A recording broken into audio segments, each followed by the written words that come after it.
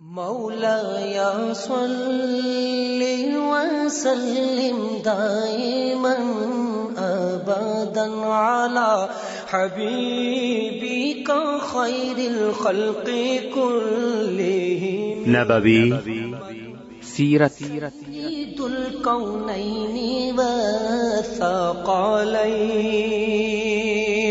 محمد په دې خبرونه کې به تاسو ته د رسول الله صلی الله علیه وسلم د ژوند حالات په تفصیل سره وړاندې شي.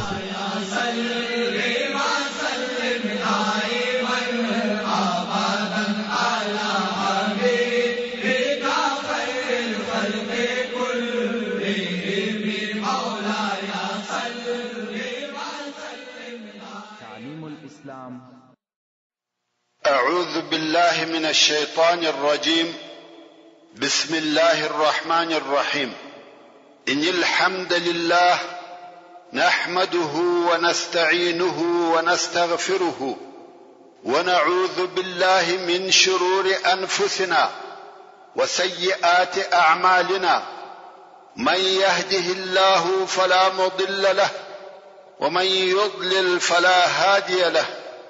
وأشهد أن لا إله إلا الله وحده لا شريك له وأشهد أن محمدا عبده ورسوله صلى الله عليه وآله وصحبه وسلم تسليما كثيرا. أما بعد، محترم ورونو، زموږ قصه دې ځای ته رسېدلې وه چې د بني قریظه یهود ټول بلا قید او شرط تسلیم سوه. څرنګه چې د اوس قبیله د رسول الله صلی الله علیه وسلم څخه د هغو د عفو غوښتنه وکړه، نو رسول الله صلی الله علیه و آله وسلم د هغو په باره کې حکم د اوس د قبیله و مشر او رئیس سعد ابن معاذ رضی الله تعالی عنه ته پریښاو. سعد ابن معاذ رضی الله تعالی عنه چې د هغه زخم د علاج د پاره په مسجد نبوي کې وو، نو رسول الله صلی الله علیه وسلم نفر ولېږل چې سعد رضی الله تعالی عنه د حکم کولو د پاره راولي. نفر مسجد نبوي ته ورغله. سعد ابن معاذ رضی الله تعالی عنه د هغه زخم په سبب نه تلای سي او نه پر بوده سپرېدلای سي، ځکه وینه ډېره ځینې تللې ده او اوس هم زخمی او ضعیف دی. نو یا سعد رضی الله تعالی عنه پر یو شی پریستی او بیا یې هغه شی پر خره کښېښاوه. سعد رضی الله تعالی عنه دغه ستونی استخ پروت دی او خر رهی دی. پر لارې به د اوس د قبیلې نورو مشرانو ورته ویل، یا سعد، د خپلو متعاهدینو سره دی احسان وکړه. رسول الله صلی الله علیه و آله وسلم د هغو په باره کې حکم وتا ته پریښاوه. هغه زموږ حلفاء او متعاهدین دي، سپارښت یې پر کاوه. سعد رضی الله تعالی عنه چپ دی، هیڅ نه وایي. خو دغه مشرانو دغه خبره ډیره او په تکرار سره ورته کول. په آخر کې سعد رضی الله تعالی عنه وویل، پر سعد داسې وخت راغلی چې د الله جل جلاله په لار کې د چا د ملامتۍ پروا نه کوي. یعنی په دغه حکم کې به زه د الله جل جلاله مراعات کوم، کبل څوک ملامتي را باندې وایي په هغه زما پروا نه کیږي. ځینې کسان چې د سعد رضی الله تعالی عنه د دغه خبرې په مقصد پوسوه، نو خپل قوم ته ولاړه او ویل به چې د بني قریظه یهود ختم سوه، ټول وژل کیږي. اوس نو سعد رضی الله تعالی عنه د بني قریظه و قلاو ته ورسېدی. رسول الله صلی الله علیه وسلم د خپل اصحاب سره ناست دی، خلق سره راټول دي او يهود هلته د خلقو څخه لري تړلي دي، د خلقو خبرې نه اوري. اوس چې سعد رضی الله تعالی عنه د رسول الله صلی الله علیه و آله وسلم و منطقه ته نږدې سو، رسول الله صلی الله علیه وسلم ولاړ سو او اصحاب کرامو ته وفرمایل، قوموا الى سيدكم، یعنی وخپل مشر او سردار ته مو ولاړ سي. ټول خلق د سعد ابن معاذ رضی الله تعالی عنه د عزت لپاره ولاړ سو. يهود هم د سعد رضی الله تعالی عنه د غلوی قدر او عزت ولیدي. اوس نو ټول خلق د سعد رضی الله تعالی عنہ د حکم په انتظار کې دي. رسول الله صلی الله علیه وسلم بیا ورته وویل یا سعد د بنی قریظه په باره کې می حکم تاته درکړی دی، د دوی په باره کې چې څنګه ستا خوښه وي هغه حکم وکړه. سعد رضی الله تعالی عنہ وویل زما حکم پر دوی یعنی يهودو چلیږي؟ خلق ویل هو. سعد رضی الله تعالی عنہ د اوس و مشرانو ته وکتل او ویل زما حکم پر اوس چلیږي، چې په خپل د سعد رضی الله تعالی عنہ قبیله او د يهودو حلفاء او متعاهدین دي. د اوس مشرانو ویل هو ستا په حکم راضی یا سعد؟ بیا د خزرج و مشران ته وکتل ویل زما حکم پر خزرج چلیږي؟ هغه ویل هو ستا په حکم راضی یا سعد؟ بیا د مهاجر مسلمانانو و طرف ته وکتل او ویل زما حکم پر مسلمانانو چلیږي؟ ټول زما په حکم راضی یاست؟ هغه ویل هو ستا په حکم راضی یا سعد؟ بیا د رسول الله صلی الله علیه و آله وسلم و طرف ته کتل او ویل هغه څوک چې هلته ناس دي زما حکم پر چلیږي؟ دا د رسول الله صلی الله علیه وسلم سره ادب وو. دا څه ونه ویل چې زما حکم پر رسول الله صلی الله علیه وسلم چلیږي، د ادب په سبب یې ویل حکم مې پر هغه چا چلیږي چې هلته ناس دي. رسول الله صلی الله علیه و آله وسلم و فرمایل هو یا سعد. نو ویل زه د بنی قریظه پر يهودو حکم کوم چې نر دې ټول ووژل سي، ښځې او کوچنیان دې بندیان واخیستل سي او مالونه دې تقسیم سي. رسول الله صلی الله علیه وسلم په لوړ आवाज وویل الله اکبر، تا پر دوی د الله په حکم وکي، هغه الله چې تر اوو اسمانو لوړ دی. ورونو د سعد ابن معاذ رضی الله تعالی عنہ حکم د عدل او انصاف په آخري درجه کې وو. د بنی قریظه يهودو یوازې دانه چې هغه لوی غدر او خیانت کړی وو، پر هغه سربېره د مسلمانانو د نیست او نابود کولو د پاره 1500 توري، 2000 نیزه، 300 زغری، 500 سپره سره یو ځای کړی وو چې مسلمانانو ته پس له هغه څخه پلاس ورغله چې د دوی قلاوی فتح کړي. خیر سعد رضی الله تعالی عنہ خپل حکم وکي. يهود د لری ورته ګوري مګر خبر نه دي چې څه پیښه ده او زموږ په باره کې څه فیصله وسوه.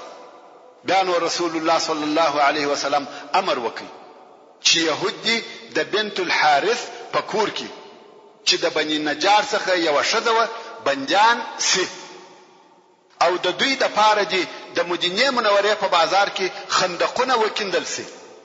د خندقو تر کیندلو وروسته امر وکي چې 10 نفر يهود راولي. 10 نفر راوستل سو او د هغو غاړي ووهل سو. پاته يهود په هغه کور کې بندیان دي، نه پوهیږي چې د هغه 10 نفر سره څه وسو. بیا یې نور 10 نفر راوسته، دا هم حلال کړ سو او يهود نه دي خبر چې څو ور سره کیږي. هلته په پاته يهودو کې یو وویل دغه اوس په مشت څه کوي؟ کعب ابن اسد هغه د يهودو مشر ورته وکتل او ویل والله ما ستاسو په مثل به عقلان نه دي لیدلي. آیا ته نوینه چې 10 نفر بیاي او بیا ناراضي؟ په والله دغه حلال دل دي. او واقعا 200 نفر يهود په یو ورځ ووجل سو. په دغه طریقه سره هغه د غدر او خیانت شاماران ووجل سو.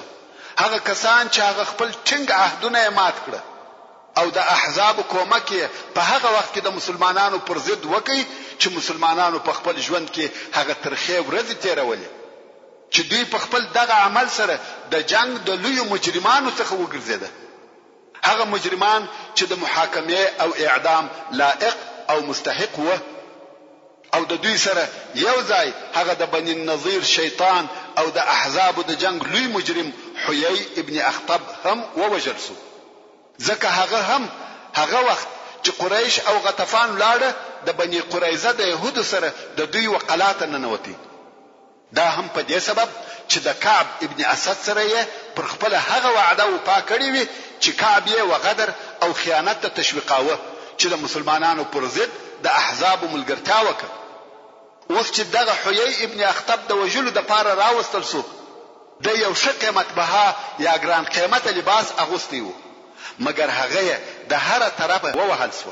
ورونو، حیی ابن اخطب يهودي د ام المؤمنین صفیه رضی الله تعالی عنها پلار کستاسي په یاد وي هغه څوک دی کوم وخت چې رسول الله صلی الله علیه و آله وسلم مدینه منوره ته په هجرت راغلی نو دی او د دورور ابو یاسر د رسول الله صلی الله علیه وسلم د لیدنې د پاره ورغله او په ماښام کې ستړي هلاک برته کور ته راغله او د دورور پښتنه ځنی وکړه چې دغه سړی یعنی رسول الله صلی الله علیه وسلم هغه دی، یعنی هغه نبی دی چې موږ ته په تورات کې ذکر شوی دی. او دورته ویل هو هغه دی. ویل چې هغه دی نو څه اراده لري؟ د ویل تر کومه وخت چې ژوندی یم دشمنی به کوم. نو خود د رسول الله صلی الله علیه و آله وسلم پر دشمنی نه پښیمانه وو او نه ځان ملامتاوه. او د هجرت په 5م کال کې په دغه طریقه سره ووجل او د يهودو د شذ څخه یو شذ ووجل سو. او دا هغه څوک و چې پر خلاد ابن سوید رضی الله تعالی عنه د قلا څخه د میچنې پل را وغورځاوه او هغه شهید کړ. نو دا د هغه په قصاص کې ووجل سو.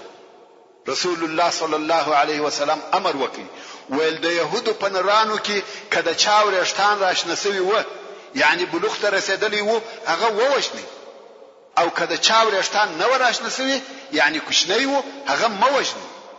د يهودو څخه یو نفر چې نوم یې زبیر ابن طاباو او د يهودو د مشرانو څخه وو کوم وخت چې د حلالېدو د پاره راوستل سو د انصارو د مسلمانانو څخه یو نفر چې ثابت ابن قیس نومېدی ولیدي. نو رسول الله صلی الله علیه و آله وسلم ته وویل یا رسول الله دغه زبیر ابن طابا ما ته راوبخشه ځکه د بعاث د جنگ په ورځ زما سره کومک کړی دی چې دغه جنگ تر اسلام د مخه په جاهلیت کې یو جنگ. نو مسلمان ویل د په هغه ورځ ز په بندیانو کې ولیدلم او الای کړم لکه څنګه چې د ز آزاد کړیم غواړم چې زه هم آزاد کم. رسول الله صلی الله علیه و آله وسلم و فرمایل چې دایستا. نو زبیر ابن طابا د مرګ څخه خلاص. بیا نو زبیر يهودي وهغه انصاری ته وویل زه خو دې خلاص کړم مګر شزه اولاد او مال به مځي. انصاری بیا ورسول الله صلی الله علیه وسلم ته ورغلی ویل یا رسول الله د شزه اولاد او مال څنګه کیږي؟ رسول الله صلی الله علیه وسلم و فرمایل هغه هم ستا په اختیار ټول شیان یې وروبخښل. زبیر ابن طابا خوشاله سو او بیا یې پوښتنه وکړه چې د کعب ابن اسد سره څه کیږي؟ کعب ابن اسد د بني قریظه د يهودو مشر ویل هغه وجل کیږي. بیا یې ویل د حیی ابن اخطب سره څه کیږي چې د بني نظیر د يهودو مشر وو. که تاسو قصه په یاد وي هغه چې د مدینه منورې څخه وېستل سو او دی بیا خیبر ته ولاړی او هلته د خیبر مشر هم سو او بیا د او د ملګرو دغه د کفارو احزاب یا ډلې د مسلمانانو د جنگ د پاره راټول کړي. اوس چې کفار بیرته د خندق څخه ولاړه نو دی د بني قریظه د يهودو سره په قلا کې پاتې سو او دی هم بندي ونیول سو. نو دغه زبیر ابن طابا پښتنه وکړه چې د حیی ابن اخطب سره څه کیږي؟ ویل هغه هم وجل کیږي. نو دا ویل زه هم د خپل ځان لپاره په ژوند نه يم خوښ چې حیی ابن اخطب او کعب ابن اسد وجل کیږي او زه دې پاتې یم. انصاری ویل سړی ته ستا شذ ستا اولاد مې د مرګ خلاص کړاس مال مې در خلاص کی نور نو څه غواړي؟ يهودي ویل یا زه خپل شذ او اولادونه جنت ته را سره بیایم. د ټولو ازادي بیرته ورات کړه او دای حلال کړسو. ابو بکر صدیق رضی الله تعالی عنہ وویل بلکې دای خپل کورنۍ اورته ور سره بیاي. دا د الله جل جلاله قدرت او اراده ده. مسلمانانو نجات ورکي او ده ورات کوي. د يهود څخه یو بل نوې ځوان چې فقط څو ورځې مخکې بلوغ ته رسیدلی وو صرف بریتو یې خط وهلی وو دا یې هم د وژلو د پار راوستی ځکه هر بالغ نر وژل کېدی. دغه ځوان چې نوم یې رفاعه القرظي وو د مسلمانانو په یو شذ پورې ومشتي ویل خلاص مکه په والله به المنځ کوم.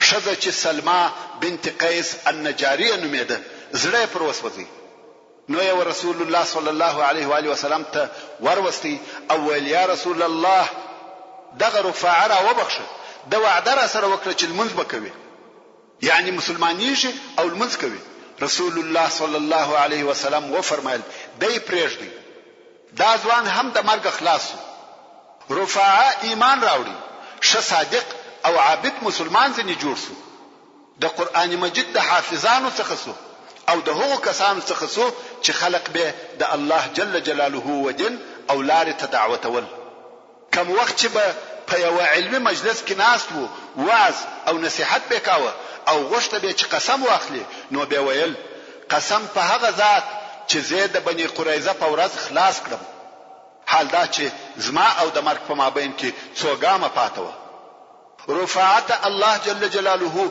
په آخري لحظو کې نجات ورکړي د بني قریظه د يهودو آخري حالت دغه و چې نری ټول ووجل سو شذ او کوچنیان یې پس له هغه څخه چې خمس یا پنځمه ځنی واخیستل سو پر مسلمانانو وویشل سو د آس وخاونت درې حصے ورکول سوې چې یو یې د او دوی د آس وې او پیاده سړی ته یو حصہ ورکول سو او د خمس من ځانې د سعد ابن زید الانصاري رضی الله تعالی عنه تر مشري لاندې و نجد ته ولېږل سوې چې په بدل کې آسان او اسلحه رانیول سو په منځانو کې د رسول الله صلی الله علیه و آله وسلم حصہ ریحانه بنت عمرو ابن خناقه دا چې ریحانه رسول الله صلی الله علیه و آله وسلم په نکاح کړ او کده د صلی الله علیه و آله وسلم سره دغه منځ پاتې و په دې کې اختلاف دی څوک وایي دغه منځ ور سره پاتې و او څوک وایي